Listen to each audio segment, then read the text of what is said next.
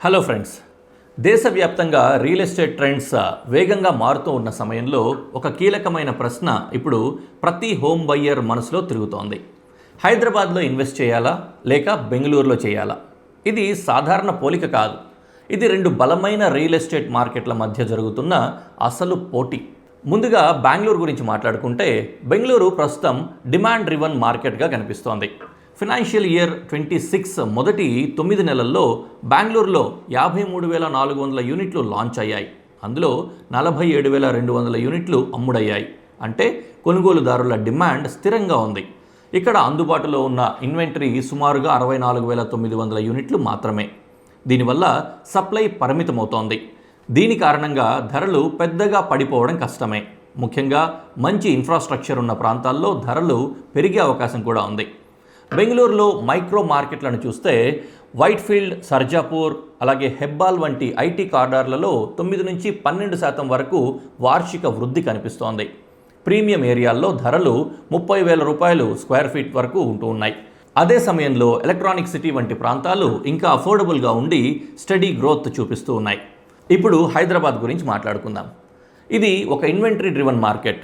Financial year 26లో హైదరాబాద్లో 33,000 యూనిట్లు లాంచ్ కాగా 34,800 యూనిట్లు అమ్ముడయ్యాయి.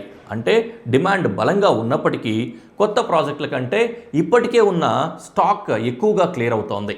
అయినప్పటికీ మొత్తం ఇన్వెంటరీ సుమారుగా 96,100 యూనిట్లుగా ఎక్కువగానే ఉంది. ఇది కొనుగోలుదారులకు పెద్ద అడ్వాంటేజ్.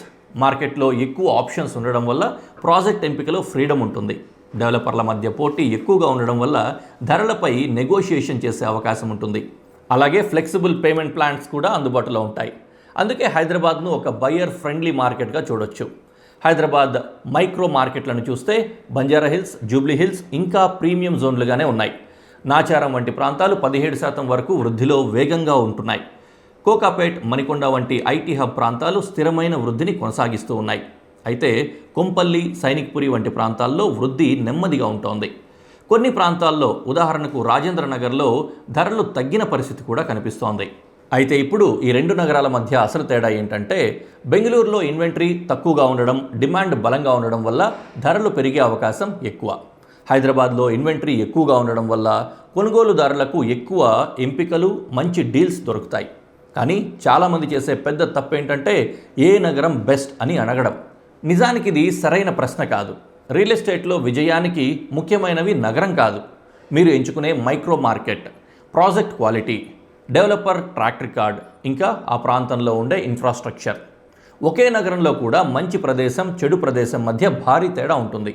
అందుకే సిటీ లెవెల్ కంపారిజన్ కంటే కూడా మైక్రో మార్కెట్ అనాలిసిస్ చాలా ముఖ్యమైనది. చివరిగా చూస్తే తక్కువ ఇన్వెంటరీ, స్ట్రాంగ్ డిమాండ్తో బెంగళూరు షార్ట్ టర్మ్ గ్రోత్కు అనుకూలంగా ఉంటుంది. మరోవైపు ఎక్కువ ఆప్షన్స్ ఇంకా మంచి నెగోషియేషన్ అవకాశాలతో హైదరాబాద్ లాంగ్ టర్మ్ వాల్యూ కోసం మంచి ఎంపికగా కనిపిస్తుంది. కాబట్టి రియల్ ఎస్టేట్లో ఇన్వెస్ట్ చేయాలంటే నగరాన్ని ఫాలో అవ్వకండి, స్ట్రాటజీని ఫాలో అవ్వండి. ఇలాంటి మరిన్ని డీటెయిల్స్ కోసం మా ఛానల్ని ఫాలో అవ్వండి.